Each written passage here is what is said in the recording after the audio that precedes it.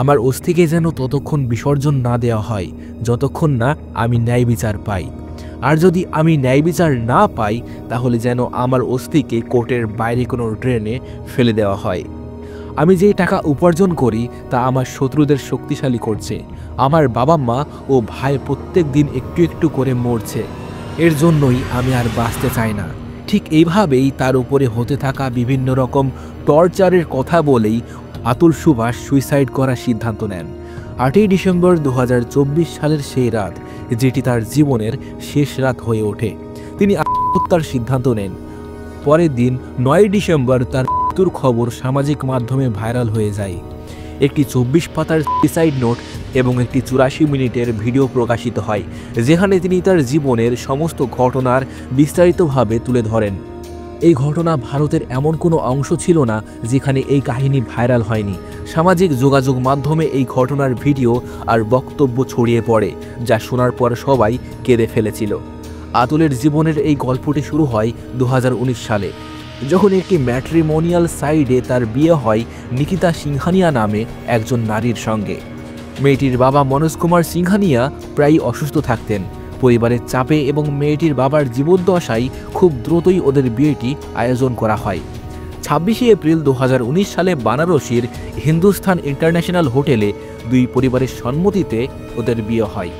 এবার অতুল তার স্ত্রীকে নিয়ে বেঙ্গালুরুতে ওদের দাম্পত্য জীবনটিকে শুরু করে। সেখানে অতুল মনে করে তার স্ত্রী যেহেতু শিক্ষিত, তাই তার একটি ভালো চাকরির সুযোগ করে দেওয়া উচিত। সে তার স্ত্রীর চাকরির জন্য তাকে প্রস্তুতি নিতে সাহায্য করে। শীঘ্রই নিকিতা একটি চাকরি পেয়ে যায়। আস্তে আস্তে করে ওদের সংসার চলতে শুরু করে। এর মধ্যেই মেয়েটি গর্ভবতী হয়ে যায়, কিন্তু গর্ভাবস্থায় মেয়েটির চাকরি চলে যায়।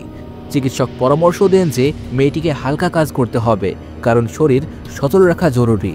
এবার অতুল তার মাকে বেঙ্গালুরুতে ডেকে আনে তার স্ত্রীর দেখাশোনা করার জন্য। একটি ছোট্ট ফ্ল্যাটে ওদের 3 জন থাকা শুরু হয়। এই পরিস্থিতি থেকেই ধীরে ধীরে সম্পর্কের অবনতি শুরু হয়। মেয়েটি তার পরিবারকে প্রায় লাখ টাকার বেশি টাকা পাঠিয়েছে। এর মধ্যেই ছোট ছোট বিষয়ে অশান্তি শুরু হয়ে যায়। মা মেয়ের কথা চলাকালীন স্বামীর সঙ্গে যোগাযোগ একদমই কমে যায়। এবার অতুলের স্ত্রীর বাচ্চা হয়। বিয়ের আগে নিকিতা শান্ত এবং সহজ সরল মেয়ে হিসাবে নিজেকে তুলে ধরলেও বিয়ের পরে তার আসল রূপটি প্রকাশ পেয়ে যায়। সে বাড়ির কোনো কাজ করতো না, এমনকি নিজের সন্তানকে দেখাশোনাও করতো না। সব দায়িত্ব অতুল একাই পালন করত। নিকিতার মা তাকে পরামর্শ দিত, তোমাকে কোনো কাজ করতে হবে না, তোমার বরকে দিয়েই সমস্ত কাজ করাও। এবার অতুলের স্ত্রী নিকিতার মা অতুলের কাছ থেকে 50 লাখ টাকা দাবি করে, কারণ এবার তারা অতুলের টাকায় বাড়ি কিনতে চাইছিল। এই কথাগুলি শুনে অতুল অনেক বেশি আশ্চর্য হয়ে যায়। সে বলে, আগে যেই টাকাগুলি তোমাদেরকে দিয়েছি সেই টাকাগুলি আগে পরিশোধ করো, আমি কোনোভাবেই এতগুলো টাকা তোমাদেরকে দিতে পারবো না।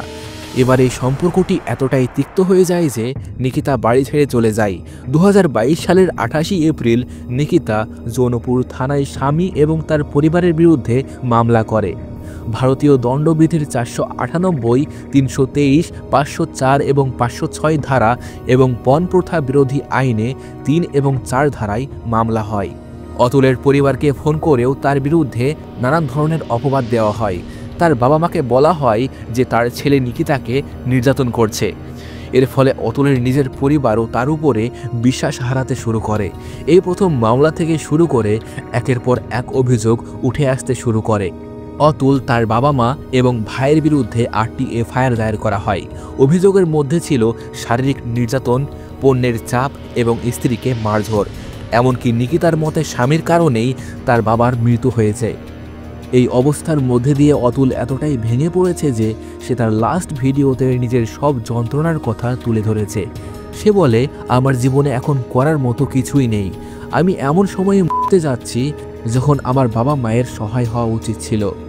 অতুল তার নিজের সাধ্যমতো সব কিছু করার পরেও যখন তার প্রতি অবিচার প্রায় চলতেই থাকে, তখন সে ন্যায় বিচার পাওয়ার আশা ছেড়েই দেয়। জীবনের শেষ সংগ্রাম চলার সময় অতুল আদালতের জজকে বলেছিলেন, এরা আমার বাবা মা, ভাই এবং সকলের ওপরেই ভুল মামলা করেছে। তখন সেই জজ বলে, তো কি হয়েছে, সে তোমারই তো স্ত্রী, সে যদি ভুল কোনো মামলা করেই থাকে তাহলে কি বা হবে, এমনটাই তো হয়। তখন অতুল বলে, ম্যাডাম আপনি কি জানেন না, NCRB এর রিপোর্ট অনুযায়ী মিথ্যা মামলার কারণে বহু স্বামীকে হত্যা করতে হয়? জবাবে তার স্ত্রী এবং জর্জ হাসতে থাকে এবং তার স্ত্রী বলে, তাহলে তুমি কেন পিছিয়ে রয়েছো, তুমিও করে ফেলো। এইভাবে কথা বলার পরেও জর্জ অতুলের স্ত্রীকে কোনো ধরনের কথা বলে না। সেখানে জর্জ বলে, সমস্ত কেস তো ভুলভালই হয়, এটা তো সবাই জানে, এইসব কাজ এভাবেই চলে। তুমি শুধু আমাকে 5 লক্ষ টাকা দিয়ে দাও, তাহলেই আমি সব কিছু ঠিকঠাক করে দেব।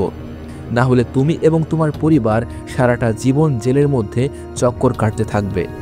অতুলের স্ত্রী অতুলের কাছ থেকে ডিভোর্সের জন্য প্রায় 3 কোটি টাকা দাবি করে। এর আগেও তিনি প্রায় 20 লক্ষ টাকারও বেশি তার শ্বশুর বাড়িতে পাঠিয়েছিল।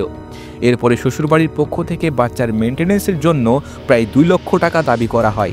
এই প্রেক্ষাপটে আদালত একটি আদেশ জারি করে।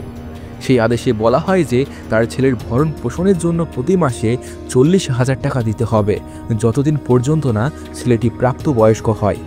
এদিকে তার শ্বশুর বাড়ি থেকে তার শাশুড়ি বলে, আমরা তো রোজই খবরের কাগজ পর্যন্ত দেখছি, তোমার মৃত্যুর খবর কবে আসবে? এসব কথাবার্তা তাকে আরও ভেঙে দেয়।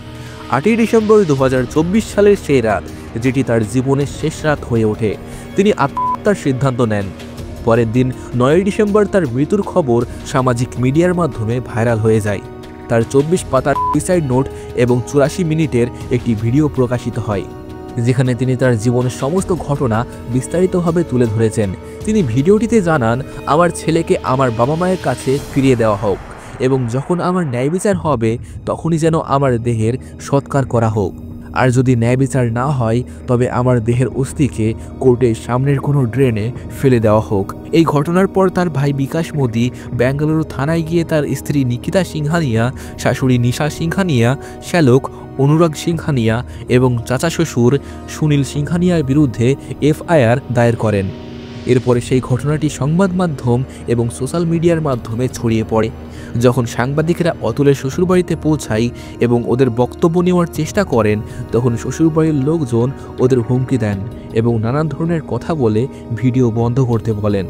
এই ঘটনাটি শুধুমাত্র একটি ব্যক্তির জীবনের করুণ পরিণতি নয়, এটি আমাদের সমাজের এমন এক বাস্তবতাকে তুলে ধরে যেখানে অন্যায় এবং মিথ্যার কারণে এক নিরীহ মানুষ তার জীবনের সমস্ত সুখ হারিয়ে ফেলেছে।